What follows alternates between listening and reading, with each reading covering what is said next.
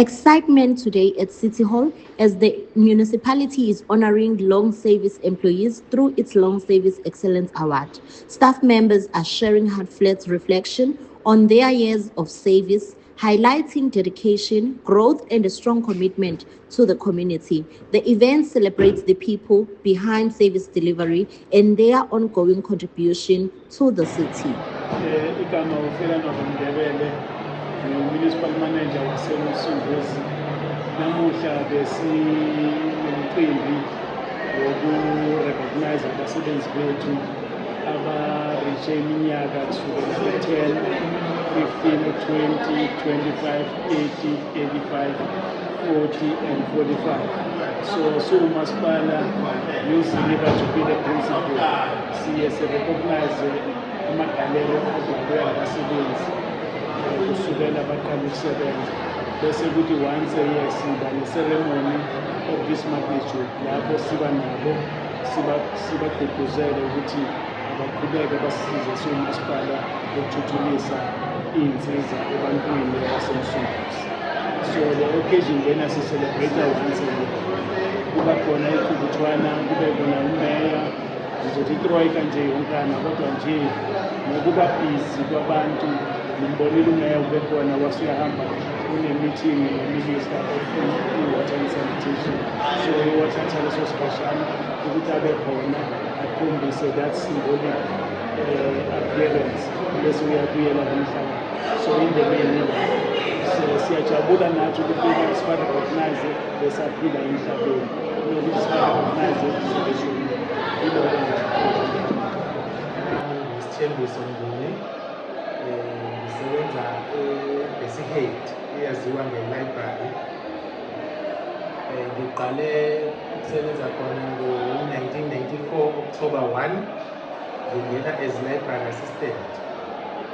So ukusebenza kwami khona ngisebenza e-departmentini ebizwa nge-periodicals, ukuthi-ke leyo department iyona department icishe ibe ukhiye kuma-library onke ngoba bona wonke anayo. Igcina izinto esingazibiza ngama-archives, kube nezinto ezifana nomagazini, ezifana nama-journal, uma sekuba khona nama-law report, where khona uma mhlambe e-court kukhona mhlambe i-case abafuna ukuyiqula mhlambe ayijwayelekile ukwenzeka leyo case, babuya bazo-refer kuthini ukuthola ukuthi ilokhuzana isinqumo esathathwa ngale case ukuze bathathe babe consistent, bangathathi izinqumo ezihlukene. Mhlawumbe uthola ukuthi lawyer wagwetshwa u-10 years when sizokhona mhlawumbe 5 years, fanele bathole ukuthi isinqumo esathathwa kuleya case sithini ukuze nabo bakwazi ukuthi bathathe benze into efanayo. So-ke lapho-ke ngigcina lapho sengithola lolu gaina ulwazi ngoba ngihlangana nabo bonke labo abantu abafana nama-prosecutor, abameli abasuke bezofuna ulwazi kanye ney'manje.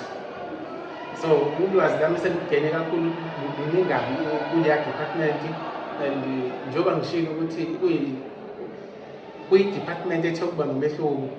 Uma efuna i-research umlungu from UK khona besisanda kuba naye last year, uma efuna i-research uthatha i-plane abhukhe nje athatha i-plane eze ngala, mhlawumbe uthole ukuthi uzofuna ama-newspaper from 1800 up to mhlambe 2010.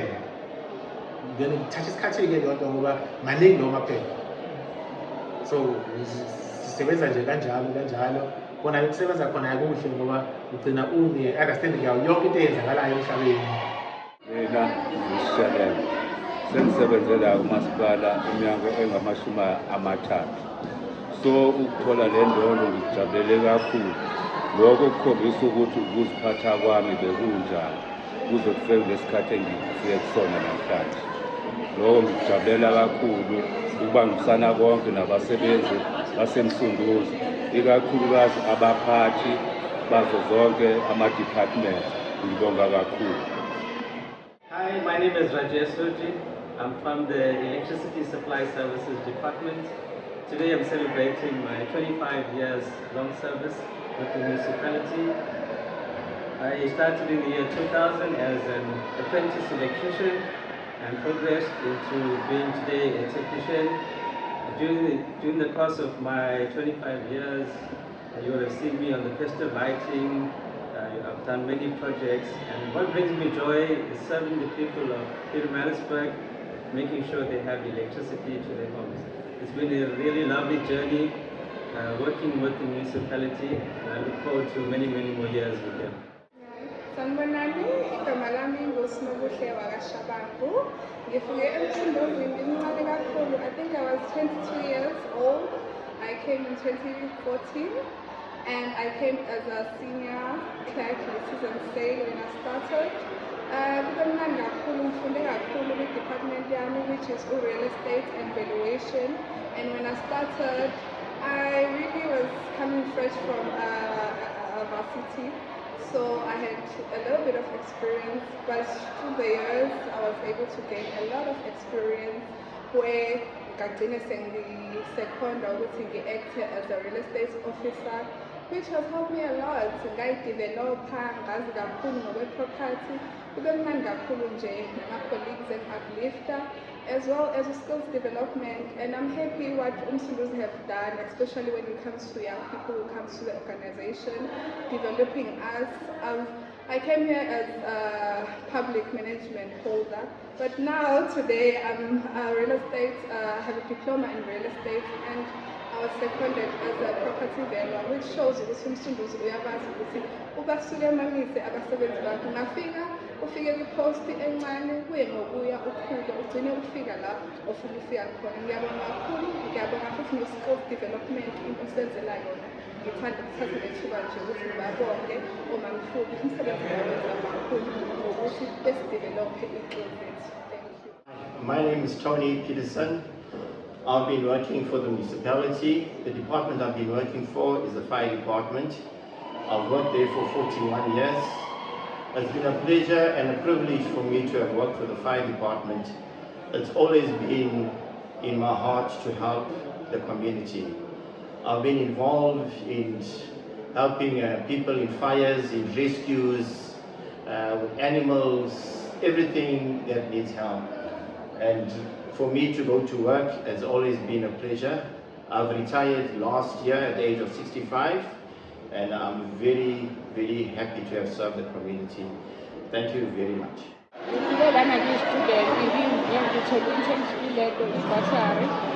Ngo-1997 ngaba permanent ngo-99, but anginayo 25 years certificate.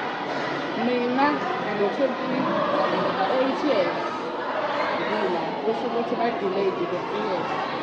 So after 3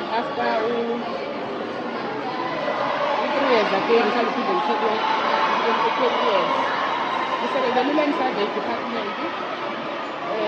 I-public ngisiza ngokuthi ngisaveyele iy'ndawo, okunye nama-development bawenziwa nayo ngaphansi komsunduzi.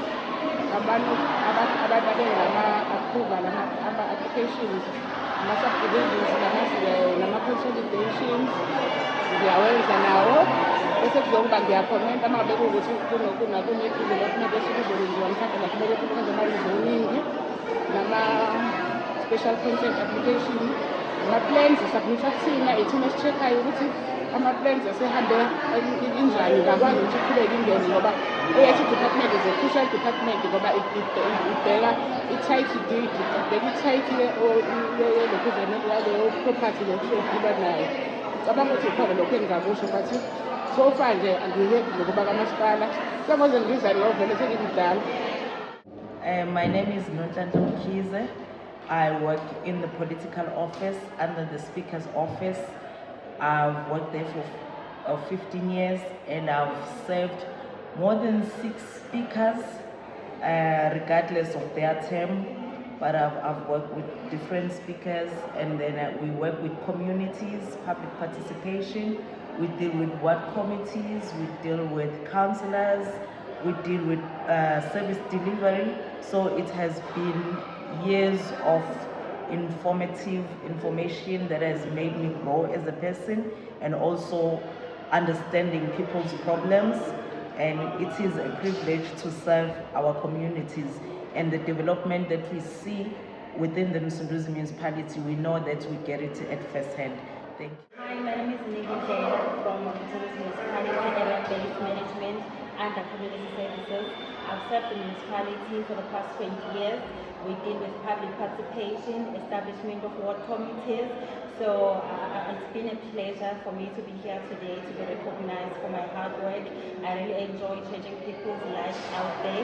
I'm based in Vulindlela area, which is regarded as the most underprivileged area in our city of Pietermaritzburg. Thank you.